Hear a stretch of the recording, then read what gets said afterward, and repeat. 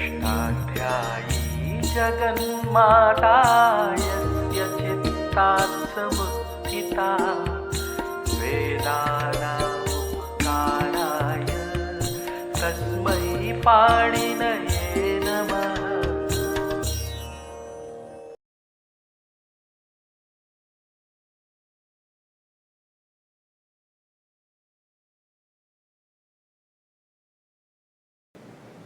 नमः पाणिनये।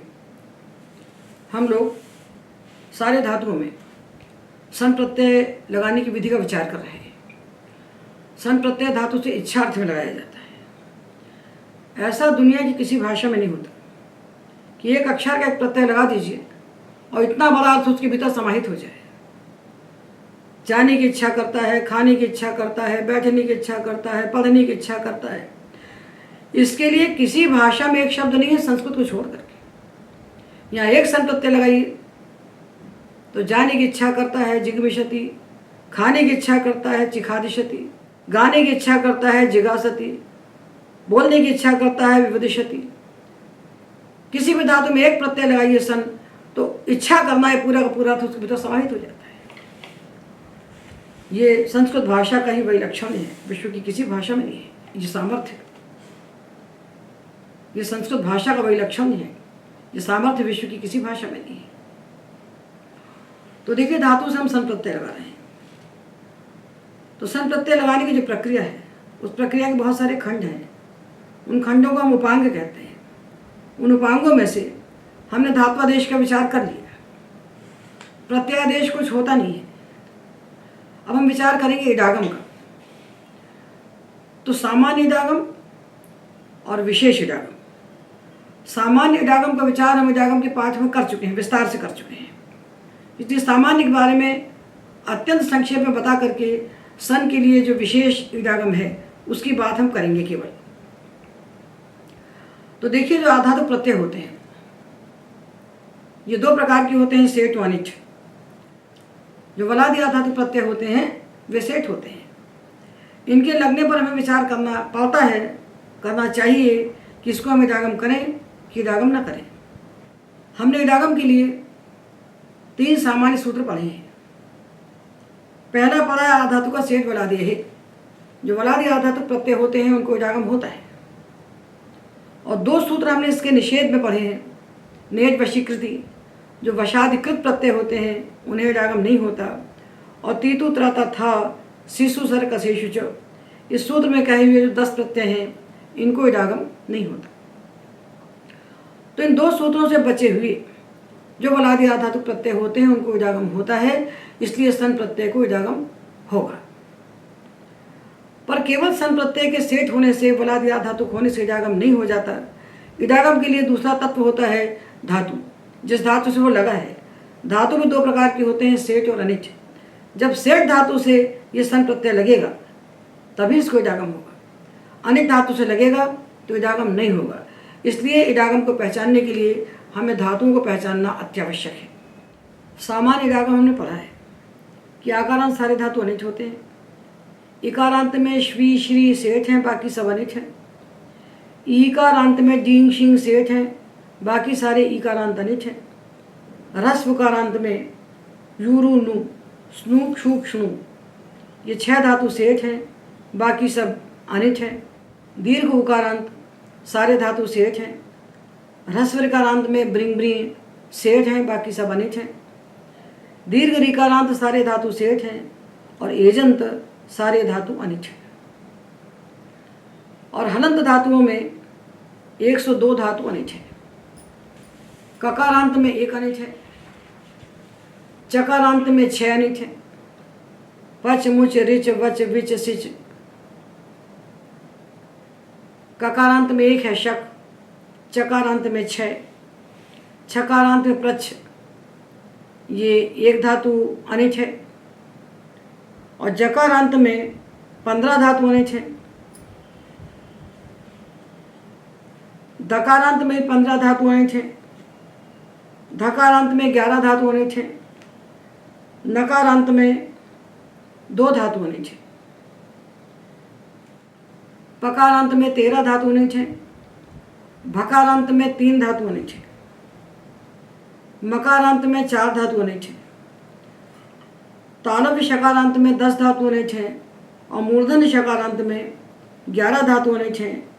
सकारांत धातुओं में 2 धातु अनिच हैं और हकारांत धातुओं में 8 धातु अनिच हैं। इस प्रकार हलंत धातुओं में 102 धातु अनिच हैं और इनके अलावा 3 सूत्रों से अष्टाध्यायी में वेद धातु कहे गए हैं। वेद का अर्थ है जिनको विकल्प से जागम होता है, जिनसे परे आने वाले बलादि धातु प्रत्ययों को विकल्प से जागम होता है। तो इसके लिए 3 सूत्र कहे हैं। स्वरति सूति सूयति धूई उदितो वा। स्वी धातु और सूति कहने से और सूयति कहने से अदादि और दिवादि दोनों के शूंग धातु ले लिए जाएंगे और धूय तथा जितने धातु उदित हैं जहाँ दीर्घ उकार की संज्ञा होती है, जैसे गुपु, गुहु, अक्षु, तक्षु, त्वक्षु, ऐसे 24 धातु हैं। तो स्वरति सूति सुवेति धुए 4 और 24 उदित, ये 28 धातु वेच है। इनके बाद आने वाले वरादि धातु प्रत्ययों को विकल्प से जागम होता है और रधादिगण में कहे गए धातु 8। रध, नश, त्रिप, द्रिप और ध्रुव, मुह, स्नुह, स्नेह, ये 8 धातु रधादि हैं, ये भी वेच हैं। इनके बाद आने वाले बलादि धातु प्रत्ययों को विकल्प से जागम होता है और एक धातु निरुपसर्ग पूर्वक कुश धातु, ये भी वेच है। इस प्रकार ये 37 धातु वेच है। तो 102 अनिच और 37 वेच। इनसे बचे हुए जितने भी हलंत धातु हैं ये सब सेठ हैं। ये सामान्य जागम हम पढ़ चुके हैं, इसको हमें अभ्यास के लिए दोबारा वहीं पढ़ना चाहिए। अब हम केवल विचार करेंगे कि सन प्रत्यय परे होने पर विशेष इडागम क्या होता है। विशेष का अर्थ है कि जो सेठ थे वो अनिट हो जाए, जो अनिट थे वो सेठ हो जाए अथवा वेट हो जाए। तो जो सामान्य जागम से भिन्नता है उतनी भर हम बताएंगे यहाँ पर, बाकी हम सामान्य जागम में पुनः देखें। हम जानते हैं कि इडागम के सारे सूत्र अष्टाध्यायी के 7वें अध्याय के द्वितीय पाद में जो 8वां सूत्र है नेट वशीकृति, यहाँ से आरंभ करके 78वां सूत्र है ईट जनो ध्वेच, यहाँ तक सारे सूत्र इडागम के सूत्र हैं। इसमें अंत के 3 सूत्र तो साधातु प्रत्यय परे होने पर इडागम करते हैं और बाकी 68 सूत्र आधातु प्रत्यय परे होने पर होने वाले इडागम पर विचार करते हैं। तो सामान्य सूत्र इसमें से हुए आधातु का सेठ बलादे, नेट वशीकृति और तीतु त्रता था शिशु सर कशेषु च, ये 3 सूत्र प्रत्ययों का इडागम बताते हैं सामान्य। एकाच उपदेशों दातात, ये एक सूत्र धातुओं का सेठ अनेक विभाग बताता है और स्वरति सूति सूयति धूय उदितो वा रधादिभ्यश्च और निरकुश, ये 3 सूत्र वेद धातुओं की गणना करते हैं। अब इसके बाद जो सूत्र बचे, ये सूत्र अलग अलग प्रत्ययों के लिए अलग अलग इडागम विशेष रूप से बताते हैं। तो हम सन प्रत्यय परे होने पर क्या विशेषता होती है इडागम में, इसकी चर्चा आप करेंगे। तो पहला सूत्र हम पढ़ें सनि ग्रह गुहोश्च। तो ग्रह धातु से परे और गुहु धातु से परे और ह्रस्वकारांत, दीर्घ उकारांत, ह्रस्व ऋकारांत और दीर्घ ऋकारांत, इन सब धातुओं से परे आने वाले सन प्रत्यय को इडागम नहीं होता है। ये ध्यान रखें कि इडागम के सारे सूत्र 728 से 728 के बीच बैठे हैं, क्योंकि पाणिनि एक कार्य को एक प्रकरण के भीतर कहते हैं। वो बिखर के यहाँ से वहाँ फैला करके बिखरा के बात नहीं करता। तो जो हमने सामान्य ने पढ़ा था वो ध्वस्त हो गया। अभी तक की व्यवस्था के अनुसार हम जानते थे कि 8 धातु हकारांत अनिट हैं, तो उसके अनुसार ग्रह धातु सेठ था, वो सन में अनिट हो गया है। ये सन के लिए विशेष व्यवस्था है इडागम की। ह्रस्वकारांत में हमने 6 धातु सेठ पढ़े थे, बाकी अनिट। ऊकारांत सारे सेठ पदे थे। इस सूत्र के अनुसार सारे उकारांत तो सारे ऊकारांत सब अनिट हो गए। ह्रस्व ऋकारांत, दीर्घ ऋकारांत ये सब अनिट हो गए। सन प्रत्यय परे होने पर ये विशेष इडागम हुआ। तो अभी तक पदे के अनुसार ग्रह धातु तो सेठ था, गुहु धातु वेग था, दीर्घ ऋकारांत सारे सेठ थे, दीर्घ उकारांत सारे सेठ थे। अब इस सूत्र ने पलट दिया सब उठा करके। शनि ग्रह गुहोश्च, इसके अनुसार ग्रह धातु से परे, गुहु धातु से परे, ह्रस्व उकारांत से परे, दीर्घ उकारांत से परे, ह्रस्व ऋकारांत से परे, दीर्घ ऋकारांत से परे आने वाला जो सन प्रत्यय है उसको इडागम नहीं होगा। सन के लिए अगला सूत्र है इडागम का इट शनि वा। ये सूत्र है 7-2-41। शनि ग्रह गोश है 7-2-12 और इट शनि वा यह 7-2-41। अष्टाध्यायी सहज बोध का दूसरा भाग। इससे हम आपको प्रक्रिया बता रहे हैं। इसमें जो संदंत का पाठ है उसमें सन के लिए विशेष इडागम कहा गया है 356 पृष्ठ पर। अष्टाध्यायी सहज बोध के दूसरे भाग में 356 पृष्ठ पर जो विशेष इडागम कहा गया है, इसको खोल के रख लें और इसके साथ साथ समानांतर पढ़ते जाएं तो अभ्यास के लिए सुकर होगा। तो जो ब्रिंग ब्रिय धातु है, ब्रिंग और व्री है, और जितने धातु दीर्घ ऋकारांत हैं जिनके अंत में दीर्घ ऋकार हैं, इनसे परे आने वाला जो सन प्रत्यय उसको विकल्प से इडागम होता है। तो देखिए कि सामान्य व्यवस्था में तो ब्रिंग ब्रिय धातु सेठ थे, दीर्घ ऋकारांत सारे सेठ थे, और शनि ग्रह गोश्च ने इन सबको अनित कर दिया था। उनको अब ये सूत्र वेट बना रहा है। तो ब्रिंग ब्रिय और दीर्घ ऋकारांत सारे धातु सन प्रत्यय में वेट हो जाते हैं। इनके बाद आने वाले सन प्रत्यय को विकल्प से इडागम होता है। तो व्रिंग इडागम न होने पर वुवूर्षते, इडागम होने पर विवरिष्यते। और व्री धातु इडागम न होने पर वुवूर्षति, वुवूर्षते, और इडागम होने पर विवरिष्यति, विवरिष्यति, विवरिष्यते, विवरिष्यते। और दीर्घ ऋकारांत धातु से त्रि तो तितीर्षति इडागम न होने पर, और तितरिष्यति इडागम होने पर। सन के लिए विशेष इडागम का अगला सूत्र है शनि वंतर्ध भ्रज दंभु श्री श्री यूरुणु भरज्ञपि सनाम। इस सूत्र में जितने धातु पढ़े गए हैं, इन धातुओं से परे आने वाले सन प्रत्यय को विकल्प से इडागम होता है।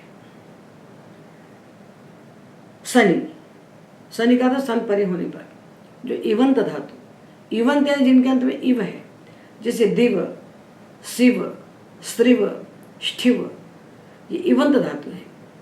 इन इवंत धातुओं से परे आने वाले सन प्रत्यय को विकल्प से इडागम होगा। जैसे दिव, इडागम नहीं हुआ तो दुद्युषति, इडागम हो गया तो दिदे विशति। ऋध धातु ऋधु, इडागम होने पर अर्दिधिषति, इडागम न होने पर ईर्षति। भ्रज, इडागम होने पर बिभ्रज्यषति, और इडागम न होने पर बिभ्रक्षति। बिभर्जिष्यति और बिभर्क्षति, ये चार रूप बनेंगे इसके। दंभु धातु से दिदम्भिषति और धिप्सति। श्री धातु से शिश्रैषति और शिश्रीषति। श्री धातु से शिस्वरिषति, सुस्वुर्षति। यु धातु से यियविषति, युयुषति। ऊर्णु धातु से प्रोर्णु नविशति, प्रोर्णु नुविशति और प्रोर्णु नुषति। भ्री धातु से इडागम होने पर बिभरिष्यति, इडागम न होने पर बुभूर्षति। ज्ञप धातु से इडागम होने पर जिज्ञपयिषति और इडागम न होने पर गीप्सति। सन धातु से इडागम होने पर सिस निशति और इडागम न होने पर शिशासति। अब यही वार्तिक एक है तनिपति दरिद्राणाम उपसंख्यानम। कुछ लोग यहाँ तन पत दरिद्र धातुओं का भी उपसंख्यान स्वीकार करते हैं, तो इनको भी सन परे होने पर इडागम का विकल्प होता है। तो तित निशति, तितंसति, तितांसति। पद धातु से पिपतिशति और पित्सति। दरिद्र धातु से दि दरिद्रिशति और दि दरिद्रासति। से शिचि कृत चिरत छृद त्रिद नृतः।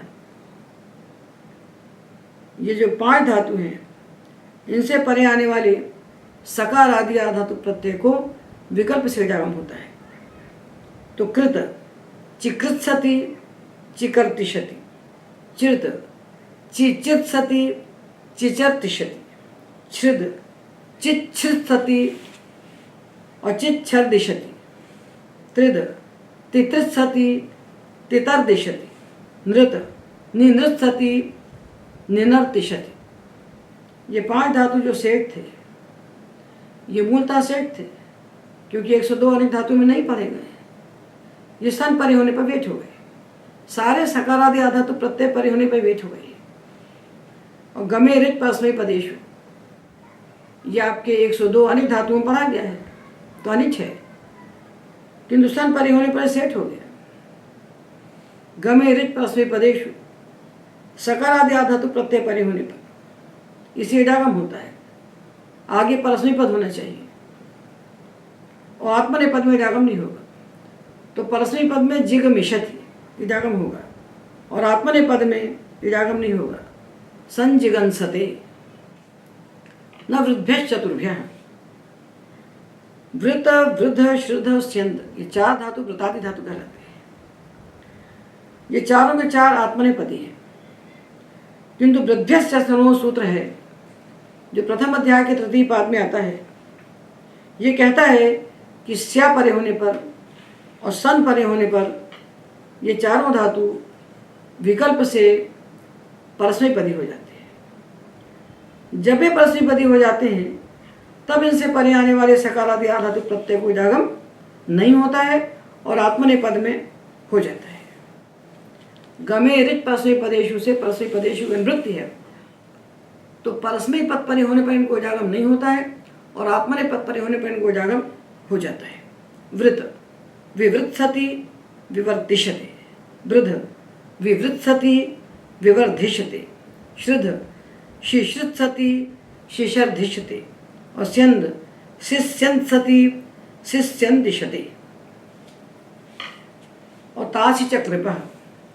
कृप धातु आत्मनेपदी है, किंतु स्या सन और तास परे होने पर लुचि च कृपा सूत्र से ये विकल्प से परस्मैपदी हो जाता है।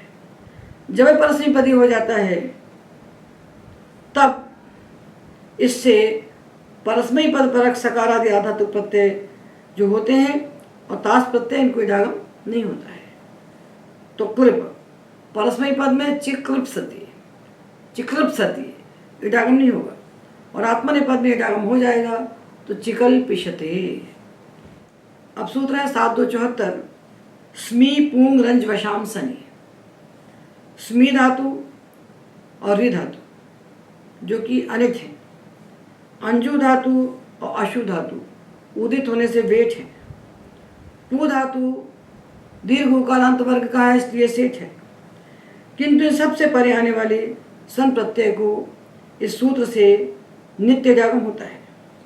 तो रि अरिरिषति, स्मी सिस्मयिषते, अंजु अंजिजिषति और अशु अशिशिषते। और पूंग धातु जो कि उगंत होने के कारण शनि ग्रह गोष्ठ सूत्र से अनित हो गया था, उसको इस स्मी पूंग रज वशाम शनि सूत्र के द्वारा पुनः सेट किया जाता है। तो पूंग धातु सन में सेट हो जाएगा, तो इससे बनेगा पिप विशते। और जो पूय धातु है ये तो शनि ग्रह गोष्ठ सूत्र से अनित हो ही गया है, तो उससे बनेगा उपूषति पुपूषते, उसको इडागम नहीं होगा। तो पूर्ण धातु सन में अनिट रहेगा और पूर्ण धातु सन में सेठ हो जाएगा। अब सन के विशेष इडागम के लिए एक सूत्र हमें और पढ़ना चाहिए। ये सूत्र है किरश्च पंचभ्य। तुदादिगण के भीतर एक किरादि अंतर्गण है, इसमें 5 धातु हैं। दीर्घ ऋकारांत 2 धातु हैं, क्री और ग्री। क्री विक्षेपे और ग्री निगरणे, और दृंग धृंग और प्रच्छ, ये 5 धातु कहलाते हैं किरादि। इन 5 धातुओं से परे आने वाले सन प्रत्यय को नित्य इडागम होता है। तो क्यों बनाना पड़ा कि दृंग धृंग धातु तो ह्रस्व ऋकारांत है, तो ये अनिट थे, प्रच्छ भी अनिट था, और जो दीर्घ ऋकारांत है क्री और ग्री, ये इट शनिवार से वेट हो गए थे। तो 2 इसमें से वेट थे और 3 अनिट थे। इन 5 को सन परे होने पर नित्य सेट कर रहा है सूत्र। तो क्री चिकरिष्यति और ग्री जिगरिष्यति। अब इस गृह धातु को अचि भाषा से विकल्प से लत्व होगा, तो जिगरिष्यति और जिगरिष्यति, ये 2 बनेंगे प्रयोग। अब यह प्रश्न होता है कि दोनों धातु दीर्घ ऋकारांत हैं, और दीर्घ ऋकारांत धातुओं के बाद आने वाले इट को विकल्प से दीर्घ होता है वृतो से, तो उसके लिए कौमुदीकार कहते हैं अत्र इटो दीर्घो निष्ठ। ये जो धातु हैं 2, इनके इट को दीर्घ नहीं होता, किंतु बाल मनोरमाकार कहते हैं कि वार्तिक मिदम वृत्तौ स्थितम भाष्ये तु न दृश्यते। ये जो वार्तिक है ये वृत्ति में है, काशिका वृत्ति में, और भाष्य में नहीं है। तो जिगरिष्यति जिगलिष्यति, ये 2 प्रयोग बनेंगे और इट को दीर्घ नहीं होगा। चिकरिष्यति से एक बनेगा, इट को दीर्घ नहीं होगा। अब रहे धातु ह्रस्व ऋकारांत दृंग और धृंग, ये सेट हो गए और दोनों गित होने से आत्मनेपदी है। तो दिदरिष्यते और दिधरिष्यते, ये 4 हो गए। और प्रच्छ धातु ये भी सेट हो गया, तो पिपृच्छेषति। तो प्रच्छ धातु जो अनिट था ये सन परे होने पर सेट हो गया, तो इडागम हो गया, और सन को कित्वादिदेश हो गया नित्य। रुद्र वेद मुष ग्रही स्व प्रच्छा संश से कित्वादिदेश होने से इसको प्रच्छ को संप्रसारण हो गया, तो पिपृच्छेषति। तो ये 5 बन गए, चिकरिष्यति जिगरिष्यति जिगलिष्यति दिदरिष्यते दिधरिष्यते और पिपृच्छेषति। अब यहाँ ये संदेह नहीं करना चाहिए कि उद्दिधीर्षु जो प्रयोग मिलता है, तो इस दिधीर्षु में धृ धातु से परे आने वाले सन प्रत्यय को इडागम क्यों नहीं हुआ। तो इसका समाधान ये है कि ये जो किरश्च पंचभ्य सूत्र बना है किरादि 5 धातुओं के लिए, ये किरादि 5 धातु तुदादिगण के भीतर जो अंतर्गण है किरादि, उसके धातु हैं। तो तुदादिगण का जो धृंग धातु है वो सन प्रत्यय परे होने पर सेठ होगा, और जो भ्वादिगण में धातु हैं 2 धृंग अवस्थाने और धृंग धारणे, ये सन परे होने पर अनिच ही होंगे, उनसे उद्दिधीर्षु बन जाए। तो इस विशेष इडागम व्यवस्था के द्वारा हमने जाना कि अब हमारे पास ये 10 अजंत धातु ही शेष बचे हैं। ये हैं री स्मी श्वी डींग शींग पूंग द्रिंग धृंग क्री क्री। अब वेट अजंत धातुओं का विचार कर ले, तो क्री ग्री को छोड़ दीजिए क्योंकि तो सेठ हो गए, किरश्च पंचभ्य ने इनको सेट कर दिया। तो क्री ग्री को छोड़कर सारे दीर्घ ऋकारांत धातु ये वेट हो गए, और ऊणु श्री यू दरिद्रा ब्रिंग व्रीण स्व्री और भ्री, ये 8 धातु अजंत सन प्रत्यय होने पर वेट हो गए। तो क्री ग्री को छोड़कर सारे दीर्घ ऋकारांत धातु और ऊणु श्री यू दरिद्रा ब्रिंग ब्रिय स्व्रिय भ्री, ये 8 धातु सन प्रत्यय होने पर वेट हो गए। और ये 10 सेठ और 8 वेट, इन 18 धातुओं को छोड़कर जितने अजंत धातु बचे वो सारे के सारे सन प्रत्यय होने पर अनिट हो गए। ये हमने सन परे होने पर अजंत धातुओं के लिए विशेष इडागम व्यवस्था को जाना।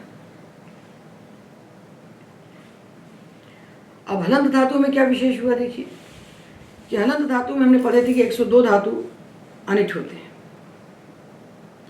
इनमें से प्रच्छ धातु सन परे होने पर सेठ हो गया और भ्रश्य धातु जो जकारांत 15 धातु में हमने अनिट पढ़ा था, ये सन प्रत्यय परे होने पर वेट हो गया। और गम धातु जो हमने मकारांत 4 धातु में अनिट पढ़ा था, ये सन परे होने पर परस्मैपदी पद में तो सेठ हो गया और आत्मनेपदी पद में अनिट रह गया। तो जो 102 धातु हमने पढ़े थे अनिट, उसमें से 3 धातु निकल गए, प्रच्छ, भ्रज्य और गम। प्रच्छ सेठ हो गया, भ्रज्य वेट हो गया और गम सेठ हो गया परस्मैपदी पद में। अब आगे देखिए कि ग्रह धातु जो कि सेठ था और गु धातु जो कि वेट था, ये दोनों धातु सन प्रत्यय परे होने पर अनिट हो गए। तो ये जो 99 धातु थे, इनमें ग्रह और गुह को मिलाने से 101 धातु ऐसे हुए हलंत जो सन प्रत्यय परे होने पर अनिट ही रहेंगे। अब हमने 37 वेट धातु पढ़े थे, जिसमें से 24 उदित थे। उसमें से अंजु, अशु और गुहु 3 निकल गए। गुहु तो अनिट हो गया और अंजु अशु सेठ हो गए। तो 24 धातु में से 3 निकल गए तो 21 बचे। तो कुल 37 धातु हमने पढ़े थे वेट, उसमें से 3 कम हो जाने से 34 धातु वेट रह गए। हलंत धातुओं में 34 धातु वेट रह गए। जो 37 वेट थे उसमें से 34 बचे और बहुत सारे नए वेट उत्पन्न हो गए सन प्रत्यय परे होने पर। यह इवंत धातु देव शिव स्थिव स्त्रिव, रिध दंभ ज्ञप सन कृत चृत श्रिद त्रिद नृत तन और पत, ये 15 धातु सन परे होने पर वेट बन गए, कोई नए धातु हैं। ये पहले वेट नहीं थे। और वृत वृद्ध शुद्ध स्यंद और कल्प, ये 5 धातु परस्मैपदी पद में अनिट रहे और आत्मनेपदी पद में सेठ हो गए। इस प्रकार जो इडागम की सामान्य व्यवस्था थी उसको समझते हुए सन प्रत्यय परे होने पर जो विशेष इडागम कहे गए हैं उनका विचार करते हुए हमें इडागम का निर्णय करना चाहिए। ये प्रक्रिया का एक बहुत बड़ा उपांग है। तो हमने धात्वादेश का विचार किया और इडागम का विचार किया। सन प्रत्यय परे होने पर किस धातु के स्थान पर क्या आदेश होगा और सन प्रत्यय परे होने पर इडागम किस प्रकार से होगा, इसका विचार किया। प्रत्यादेश इसमें कुछ होता नहीं, सन ही रहता है। अब हम विचार करेंगे अतिदेश का। अतिदेश ये तीसरा उपांग है। अतिदेश का अर्थ होता है अतस्मिन् तद्धर्मारूपो अतिदेश, जो जैसा नहीं है उसमें उस धर्म का आरोप कर देना अतिदेश कहलाता है। तो सन प्रत्यय देखिए न तो कित है न गित है। तो जो प्रत्यय कित गित नहीं होता, युत नहीं होता, उसके परे होने पर हम गुण करते हैं। जो प्रत्यय कित गित नहीं होता उसके परे होने पर हम अंत के एक को गुण करते हैं, उपधा के लघु एक को गुण करते हैं। तो सन प्रत्यय कित गित और युतल से भिन्न है, इसलिए सामान्य प्रत्यय है। इसके परे होने पर गुण होना चाहिए। किंतु कुछ अतिदेश होते हैं जिन्हें पाणिनि ने एक साथ कहा है। 26 सूत्र अतिदेश के हैं जिन्हें पाणिनि ने अष्टाध्यायी के प्रथम अध्याय के द्वितीय पाद में गांग कुटादिभ्यो इंगित से लेकर के जो 26वां सूत्र है रलो विबधात हलादेश संश्च, इन 26 सूत्रों में पाणिनि ने अतिदेश कहे हैं। पाणिनि एक प्रकरण में एक कार्य कहते हैं। जैसे 7वें अध्याय के द्वितीय पाद में उन्होंने सारा इडागम एक साथ कह दिया है, इसी प्रकार प्रथम अध्याय के द्वितीय पाद में सारा अतिदेश उन्होंने एक साथ कह दिया है। इस अतिदेश को जाने बिना प्रक्रिया में जो प्रवेश करता है उसका स्खलन होना सुनिश्चित है, उसके प्रयोग अनिष्ट होना सुनिश्चित है। इसलिए कोई भी अंग कार्य करने के पहले हमें अतिदेश का विचार करना चाहिए।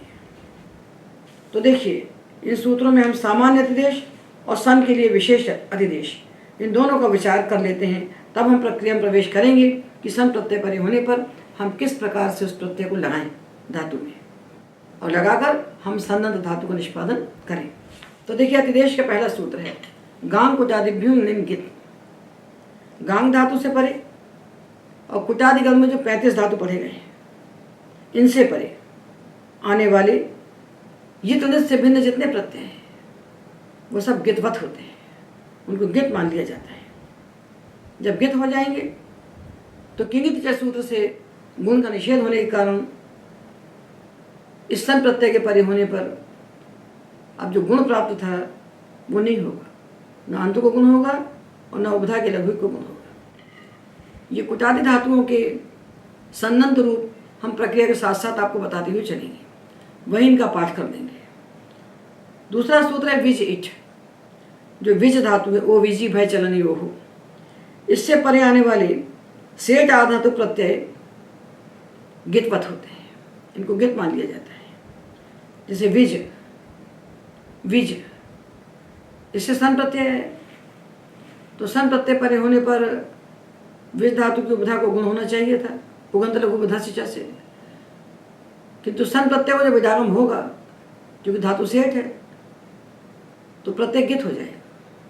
गित होने के कारण जो गुण प्राप्त था धातु को पुगंत लघु उपधा सिचा से, वो नहीं होगा, तो उद विविजिष्यति, उद विविजिष्यति बनेगा, गुण नहीं होगा। क्यों नहीं होगा? क्योंकि प्रत्यय गित हो गया। विभाष हो नो हो, ऊनु धातु से परे आने वाला जो सेठ प्रत्यय है, सेठ आधातु प्रत्यय, वो विकल्प से गित होता है। तो सन प्रत्यय ऊनु धातु के बाद आया, ये सेठ प्रत्यय है आधातु, तो जब गित हो गया तो गुण नहीं हुआ, तो ऊनु नुविशति। जब गुण नहीं हुआ तो उभंग हो गया, ऊनु नुविशति। और जब ये गित नहीं हुआ तो साधातु का आधातु की ओर से गुण हो गया, तो ऊनु नविशति। और चूंकि धातु वेच है तो इडागम न होने पर ऊनु नुष्यति, ये तीसरा प्रयोग भी बन जाएगा। अब सन के लिए अतिदेश का तीसरा सूत्र है रुद वेद मुष ग्रही स्वपि प्रच्छ संश्च। रुद वेद मुष ग्रह स्वप प्रच्छ, इन धातुओं से परे आने वाला सन प्रत्यय और क्त्वा प्रत्यय ये विकल्प से कित होते हैं। तो हम आपको सन की बात यहाँ बताएंगे, क्त्वा की बात क्त्वा में बताएंगे। तो रुद्र धातु सेठ है। क्यों सेठ है? क्योंकि दकारांत धातु में पढ़ा नहीं गया। दकारांत धातु जो अनेक पढ़े गए हैं 15, उनमें रुद्र धातु नहीं है, इसलिए रुद्र धातु सेठ है। तो किंगित जैसे गुण का निषेध हो गया, तो उपधा जो गुण प्राप्त था पुगंत लघु उपधा से उसका निषेध होने के कारण रुरुदिशति, विद से विविदिशति, मुष मुमुशिषति, और ग्रह धातु सनिग्रह गोष्ठ से अनिच हो गया है। तो ग्रह धातु के बाद जो सन प्रत्यय आएगा उसको इडागम तो होगा नहीं, और सन प्रत्यय जो अकित था वही सूत्र से कित हो गया। तो कित होने के कारण ग्रह धातु को कित होने का क्या फल हुआ? कित्वातिदेश का ये फल हुआ कि ग्रहिज्या वै व्यधि वष्टि विचति वृक्षति पृच्छति भृजति नांगिति च सूत्र से ग्रह धातु को संप्रसारण हो गया। तो ग्रह्यादि धातुओं को संप्रसारण होता है कित प्रत्यय परे होने पर। तो सन प्रत्यय कित तो था नहीं, अकित था। तो इस अतिदेश सूत्र ने इसको कर दिया कित, तो कित होने से ग्रह को हो गया संप्रसारण। तो जो ग्रह था उसके रेप के स्थान पर रिकार हो गया संप्रसारण, तो जिघ्रिक्षति। तो रुद वेद मुष ग्रह स्वप प्रच्छ, इन 6 धातुओं से परे आने वाला जो सन प्रत्यय वो कित हो जाता है। तो कित हो गया तो रुद वेद मुष, इनकी उपधा को जो गुण प्राप्त था पुगंत लघु उपधा से वो नहीं होगा, किंग से निषेध हो जाएगा। तो रुरुदिशति, विवदिशति, मुमुषिषति। और ग्रह धातु के बाद जब सन प्रत्यय कित होगा तो कित होने का फल क्या होगा कि ग्रह धातु ग्रह्यादि है, तो ग्रहिज्या वै व्यधि वष्टि विचति वृश्चति पृच्छति वृज्जति नांगिति च, सूत्र से ग्रह धातु को संप्रसारण हो जाएगा, तो बनेगा जिघृक्षति। और स्वप धातु से परे जब सन प्रत्यय कित होगा तो वचिस्वपि यजादि नाम कित सूत्र से संप्रसारण होकर बनेगा सुषुप्सति। और प्रच्छ से परे जब कित होगा तो प्रच्छ धातु भी ग्रह्यादि है, इसको संप्रसारण होकर बनेगा पिपृच्छेषति। तो रुरुदिशति, विविदिशति, मुमुषिषति, जिघृक्षति, सुषुप्सति और पिपृच्छेषति, ये कित्व प्रयुक्त कार्य इन धातुओं में हो जाएंगे सन प्रत्यय के कित होने के कारण। अब इको झल जो इगंत धातु है उनसे परे आने वाला झलादिसन, झलादिसन जब कहा जाता है समझना चाहिए जिसको इडागम नहीं हुआ है। अनिच सन, जब इडागम नहीं होता तभी सन झलादि रहता है। तो इगंत धातु से परे आने वाला जो झलादिसन है वो कित होता है। तो चिचीषति, सन प्रत्यय अकित है, अकित होने के कारण ची धातु को गुण प्राप्त था, उस गुण को रोकने के लिए सन प्रत्यय को कित कर दिया। कित कर दिया तो किंगित च से गुण का निषेध हो गया।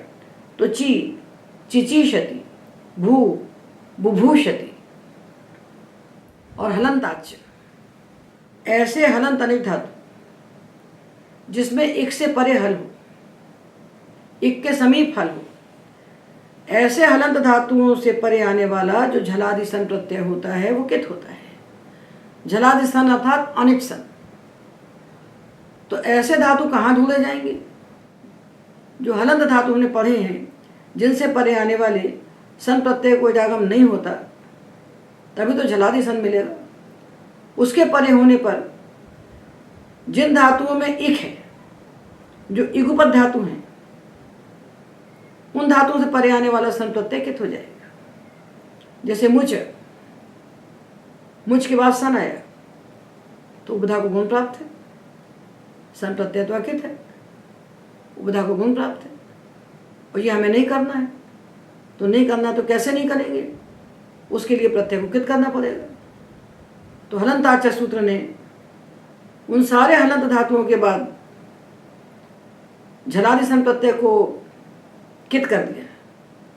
जो धातु हलंत हैं, अनिट हैं और जिनमें अंतिम हल के पहले इक है, तो मुच, मुमुक्षति, सिच, सिशिक्षति, युध, युयुत्सते, बुध, बुभुत्सते, रुध, रुरुत्सति, शुद्ध, शुशुत्सति। धातु के अंत में हल हो और हल के पहले इक हो, इसके परे आने वाला जो सन वो अनिच हो, तभी तो झलादि होगा। ऐसा अनिच सन कित हो जाता है। कित होने का फल होता है कि उपधा को गुण जो प्राप्त था पुगंत लघु उपधा शिक्षा से वो गुण नहीं होता। और एक सूत्र अतिदेश का और है, यह रलो विपधात हलादे संश्च। धातु हलादि हो, उसके आदि में हल हो और अंत में रल हो। रल का मतलब या और वा को छोड़ दीजिए तो सारे हल आ जाएंगे रल में। तो या वा को छोड़कर कोई भी हल धातु के अंत में हो, अर्थात धातु रलंत हो और हलादि हो, तो अंत में रल हो, आदि में हल हो और बुधा में ई अथवा उ हो, इदुपद हो या उदुपद हो। तो हलादि, रलंत, इदुपद, उदुपद जो धातु, उनसे परे आने वाला जो सेठ सन प्रत्यय है, पहले सूत्र ने अनित को किया था कित, यह सेठ को करेगा कित और विकल्प से करेगा। हलंताच ने, इकोझल ने अनित सन को कित किया था। और ये जो सूत्र है रलो विबधाद हलादे संश्च, ये सूत्र सेठ सन को विकल्प से कित कर रहा है। जैसे धातु है द्युत, ये हलादि है रलंत है और उदपद है और सेठ भी है।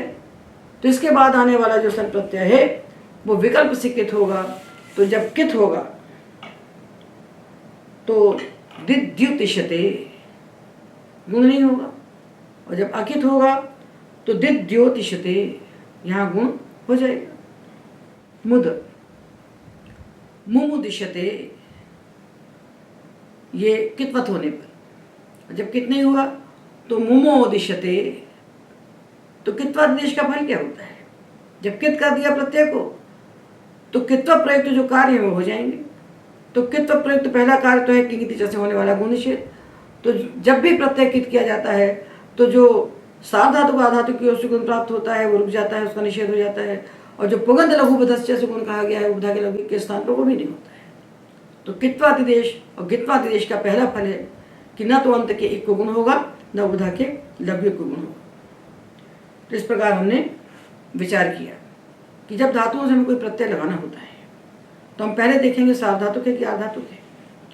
यदि आर्धातुक है तो हम विचार करेंगे कि सेठ है कि अनिट है। और सेठ अनिट का विचार करने के बाद भी हम तत्काल अंग कार्य नहीं कर सकते। अंग कार्य करने के पहले हमें अतिदेश का विचार करना ही चाहिए। यदि अतिदेश का विचार किए बिना हम झटित अंग कार्य करेंगे तो कोई न कोई प्रयोग हमारा अशुद्ध होना सुनिश्चित है। इसलिए हम जिस प्रत्यय को लगा रहे हैं उस प्रत्यय विषय सारे अतिदेश का हमें एक साथ विचार कर लेना चाहिए। एक साथ इसलिए करना चाहिए कि भगवान पाणिनि ने भी एक साथ हमको अतिदेश के सारे सूत्र दिए हैं। इडागम का विचार भी हमको एक साथ करना चाहिए, इसलिए करना चाहिए कि इडागम के सारे सूत्र भी पाणिनि ने हमको एक साथ एक प्रकरण में निबद्ध करके दिए हैं। पाणिनि भगवान एक एक कार्य के लिए एक एक प्रकरण बनाते हैं और उन सारे प्रकरणों को मिलाकर वो कार्य सिद्ध हो जाता है। इसलिए एक धातु के 10 लकार बनाना ये सर्वथा अविधि है, ये पाणिनि सम्मत विधि नहीं है। एक प्रत्यय को सामने रखिए और तद विषयक सारे उपांगों का विचार करके उस प्रत्यय की निष्पत्ति कर लीजिए, यही पाणिनि विधि है। तो हम लोग सन प्रत्यय को सामने रखकर सारे धातुओं के रूप बनाने जा रहे हैं। तो उन रूपों को बनाने के लिए हमें क्या क्या आवश्यकता होगी इसका हमने विचार किया कि सन प्रत्यय परे होने पर किस प्रकार से धात्वादेश होंगे, सन प्रत्यय परे होने पर इडागम किस प्रकार से होगा और सन प्रत्यय परे होने पर उस सन प्रत्यय में कब गित्वादिदेश होगा और कब कित्वादिदेश होगा और कब नहीं होगा। तो सन प्रत्यय कब गित होगा और कब कित होगा और कब कित गित से भिन्न रहेगा, क्योंकि जैसा प्रत्यय होगा उसके अनुसार ही अंग कार्य होंगे। तो अंग कार्य करने की सारी तैयारी है। अंग कार्य को करने के पहले सारा विचार हमें करना पड़ेगा, तभी जाकर हम अंग कार्य करेंगे। तो हमने धात्वादेश का विचार किया, इडागम का विचार किया और अतिदेश का विचार किया। अब हमें द्वित्वर अभ्यास कार्य का विचार करना है। इस कार्य को हम अगले व्याख्यान में करेंगे। आज के व्याख्यान में एतावदेव।